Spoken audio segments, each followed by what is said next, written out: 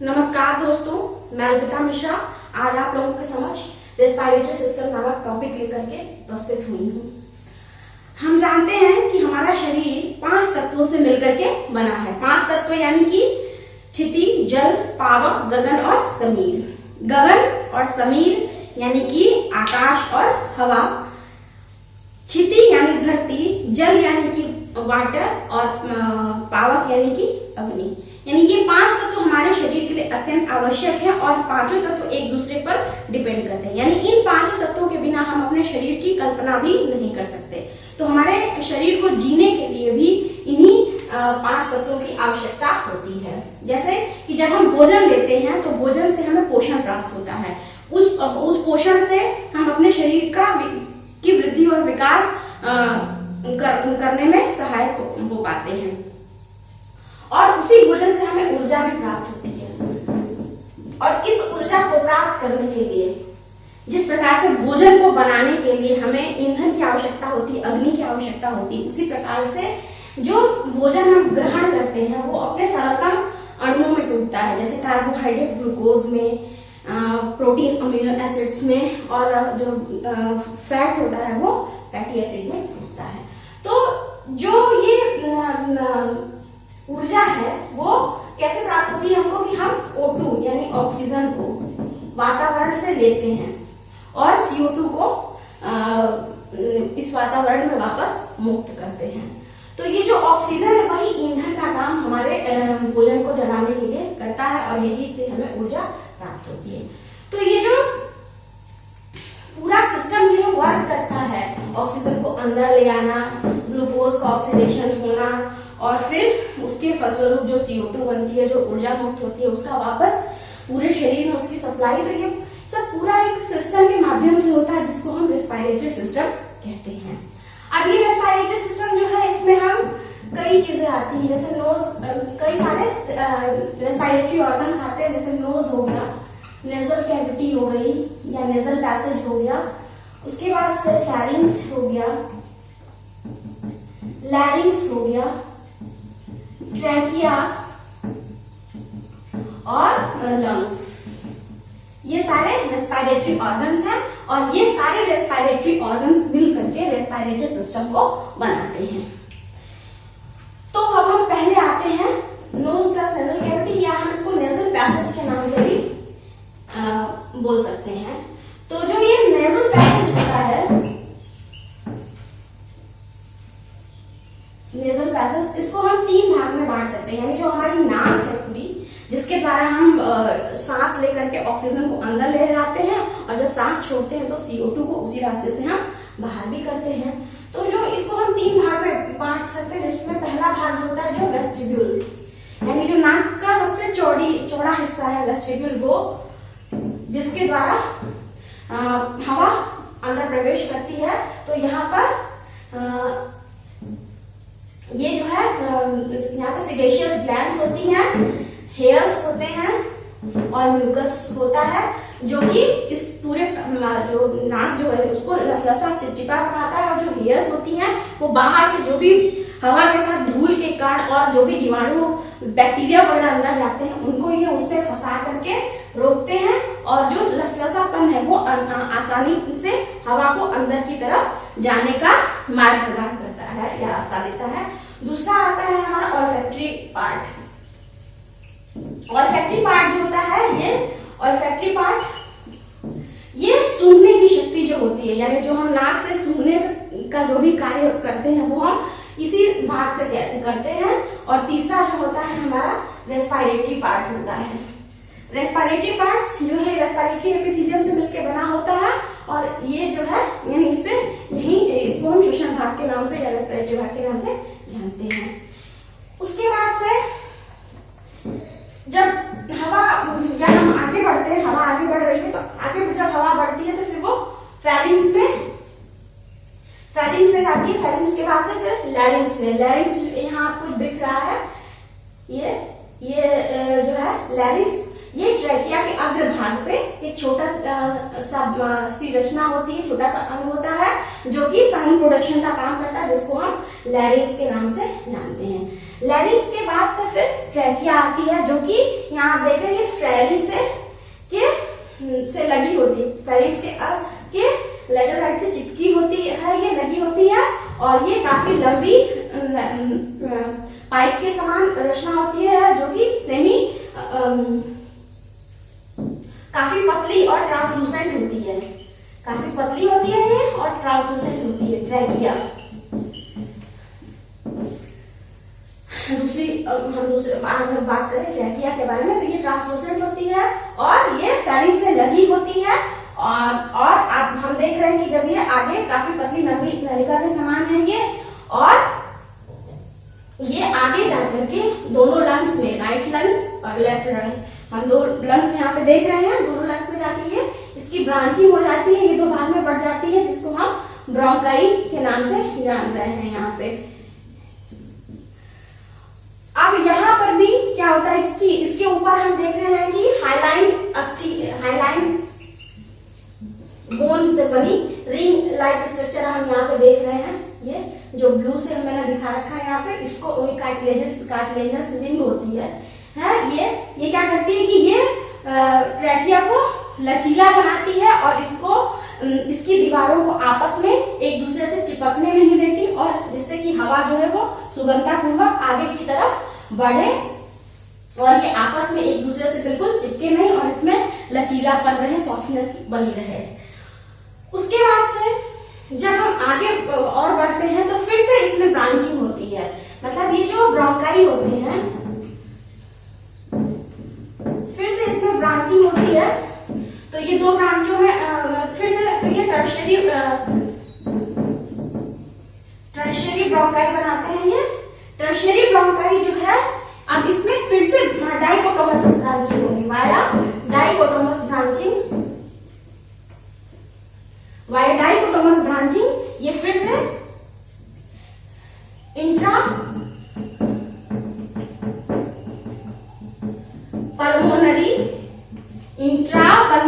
Pulmonary bronchi में बदलते हैं। और ये जो इंट्रा पल्मोनरी जो ब्रोंकाई होती है, ये यहाँ तक जो आप देख रहे हैं कि ये कार्टिलेजनस रिंग जो है यहाँ तक पाई जा रही है, और यहाँ पे जो ब्लड कैपिलरीज होती हैं इनका भी बहुत महीन नेटवर्क पूरा पाया जाता है यहाँ तक। लेकिन जब ये इससे आगे बढ़ती हैं तो हम देख रहे हैं कि यहाँ पे जो कार्टिलेजनस रिंग है वो एब्सेंट है। अब यहाँ पे कार्टिलेजनस रिंग जो है वो नहीं पाई जाती है। तो ये जो इंट्रा पल्मोनरी ब्रोंकाई है, अब ये रेस्पिरेटरी ब्रोंक्यूल्स में बदल जाती है, रेस्पिरेटरी ब्रोंक्यूल्स में। और फिर ये ब्रोंक्यूल्स जो है वो टर्मिनल ब्रोंक्यूल्स में बदल जाते हैं। रेस्पिरेटरी ब्रोंक्यूल्स अब टर्मिनल ब्रोंक्यूल्स में बदल जाते हैं। उसके बाद से फिर ये टर्मिनल ब्रोंक्यूल्स जो है वो फिर एल्वियोलर डक्ट्स में, फिर एल्वियोलर डक्ट्स देख रहे हैं यहाँ पे, ये एल्वियोलर डक्ट्स, फिर एल्वियोलर डक्ट्स जो है वो एल्वियोलाई में बदल जाते हैं। यहाँ पे इस तरह की जो स्ट्रक्चर आप देख रहे हैं वो एल्वियोलाई है। उसके बाद से अब हम बात करते हैं दोनों फेफड़ों की। तो जो दोनों फेफड़े होते हैं यही मेन रेस्पिरेटरी ऑर्गन होते हैं।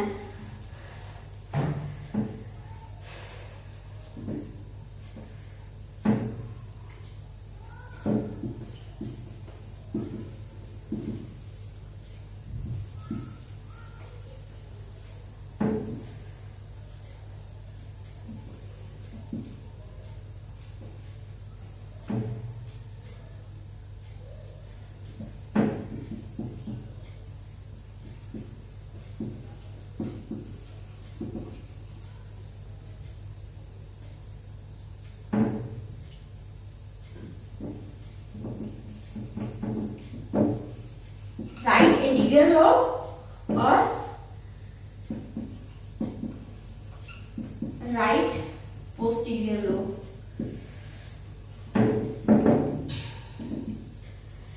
ये जो हम देख रहे हैं कि जो लंग्स जो हैं, ये लंग्स ही जो है मेन रेस्पिरेटरी ऑर्गन्स होते हैं।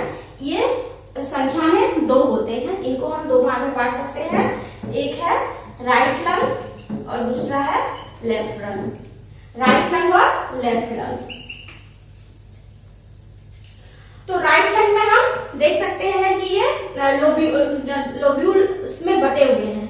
देखिए यहाँ पे कि ये जो राइट लंग है इसमें right interior lobe, right posterior lobe, interior एजाइलस लोब और पोस्टीरियर एजाइलस लोब, ये राइट लंग में इसके 4 भाग हुए।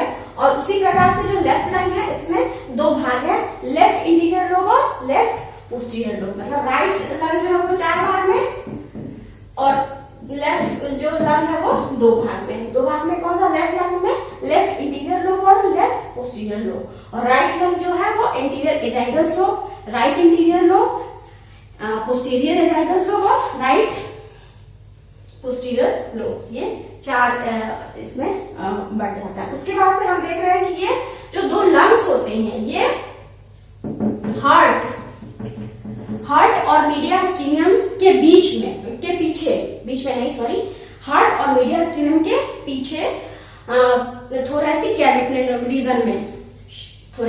रीजन में हार्ट और मीडियास्टिनियम के पीछे ये प्लूरल कैविटी के अंदर 2 पिरामिडिकल या कॉनिकल शेप स्ट्रक्चर होते हैं और ये काफी स्पॉन्जी होते हैं। इनमें जो कनेक्टिव टिश्यू देख रहे हैं रेड कलर से पूरा बना हुआ कनेक्टिव टिश्यू का इसमें बहुत ही घना नेटवर्क होता है।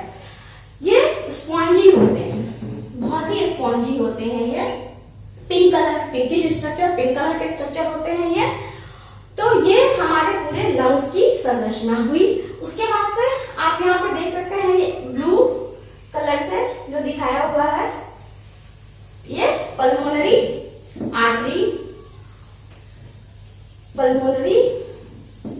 आर्टरी और इधर जो रेड कलर से ये पल्मोनरी वेन है। एक्चुअली हम तो यही जानते हैं कि आर्टरी जो है वो ऑक्सीजनेटेड ब्लड को की सप्लाई करता है और वेन जो है वो डीऑक्सीजनेटेड ब्लड की सप्लाई के लिए होता है। लेकिन यहाँ पे लंग्स के कंडीशन में ये उल्टा हो जाता है। जो पल्मोनरी आर्टरी है यहाँ पे ऑक्सीजनेटेड ब्लड की मात्रा कम होगी और डीऑक्सीजनेटेड ब्लड की मात्रा इसमें अधिक होगी। मतलब डीऑक्सीजनेटेड ब्लड का कंसंट्रेशन इसमें ज्यादा होगा। और जब पल्मोनरी वेन की बात करते हैं तो इसमें ऑक्सीजनेटेड ब्लड ज्यादा होगा और डीऑक्सीजनेटेड ब्लड कम होगा। अब हम देख रहे हैं कि यहाँ पे जो भी जिसमें हमने देखा कि ट्रेकिया जो है उसकी ब्रांचिंग हुई तो ये ब्रोंकस में बताया, ब्रोंकाई में बदला, फिर उसकी ब्रांचिंग हुई तो वो ब्रोंकियोस में, ब्रोंकियोस एल्वेलाई, फिर एल्वेलर सैक। तो ये जितना भी है ये सब हमने देखा कि ये सब जो है यहाँ पे ब्लड कैपिलरीज के माध्यम से ही सारी जो भी ब्रांचिंग हुई है सब ब्लड कैपिलरीज, इसमें बहुत ही उसका सघन नेटवर्क पाया जा रहा है। तो अब हम आगे आते हैं कि जो ग्लूकोज जो कि हमने डाइजेशन के बाद जो भोजन का सबसे न्यूनतम, सबसे स्मॉलेस्ट फॉर्म में भोजन जो है हमारे ब्लड में मिक्स हुआ है ग्लूकोज के रूप में, तो उस ग्लूकोज को ऑक्सीडाइज करने के लिए या जलाने के लिए जो ऑक्सीजन है वो कैसे पहुंचता है? तो वो हमारे ब्लड के साथ मिक्स होता है, हमारे ब्लड के साथ, ब्लड में मिल करके ही वो ब्लड कैपिलरीज के माध्यम से शरीर की हर कोशिका तक जाता है, क्योंकि हर कोशिका जो है वो कोशिकीय श्वसन, सेलुलर रेस्पिरेशन करती है। तो ये ब्लड जो है वो हीमोग्लोबिन से मिलकर बना होता है। हीमोग्लोबिन, अब ये हीमोग्लोबिन के साथ ये जो ऑक्सीजन जब हम नाक से इसको लेते हैं तो ये हार्ट से होता हुआ ये लंग्स में प्रवेश करता है पल्मोनरी वेन के द्वारा, और ये हीमोग्लोबिन के साथ ये ऑक्सीजन जो है वो कंबाइंड हो करके ऑक्सी हीमोग्लोबिन बनाता है। ये बनाता है oxy haemoglobin, haemoglobin plus oxygen मिलके बना दिया ऑक्सी हीमोग्लोबिन। फिर यहाँ पे वो ग्लूकोज को जला करके या ग्लूकोज को ऑक्सीडाइज करके फिर वहां पे भी एनर्जी एटीपी के रूप में देता है और प्लस CO2 बनाता है। तो अब ये जो CO2 है, ये CO2 अब फिर से इसी हीमोग्लोबिन के साथ कंबाइंड हो करके CO2 भी फिर से हीमोग्लोबिन के साथ कंबाइंड हो करके HbCO2 या कार्बोक्सी हीमोग्लोबिन बना करके कार्बोक्सी हीमोग्लोबिन बना करके ये फिर से वापस फेफड़े में जो भी इसकी जो पूरी पाइप लाइक स्ट्रक्चर की सप्लाई, जैसे एल्वेलर सैक है, एल्वेलाई है, ब्रैंकियोल्स है, फिर ट्रैकिया है, फिर उसके माध्यम से फिर ये पल्मोनरी आर्टरी, फिर वहां से ये हार्ट में जाएगा। तो इस प्रकार से ये जो पूरी साइकिलिंग है वो हमेशा चलती रहती है। कि हम इसको इस तरह से भी समझ सकते हैं कि जो हम नॉस्ट्रिल्स के द्वारा O2 को अंदर लेते हैं तो ये फिर नेजल कैविटी से होता हुआ ये पहले फैरिंग्स, फिर लैरिंग्स, फिर ट्रैकिया, ट्रैकिया के बाद से ब्रोंकस, ब्रोंकस के बाद ब्रोंकियोल्स, फिर एल्वियोलाई, और फिर उसके बाद से ये हमारे पल्मोनरी वेन के साथ ये पूरे शरीर की हर कोशिका के साथ मिक्स होगा।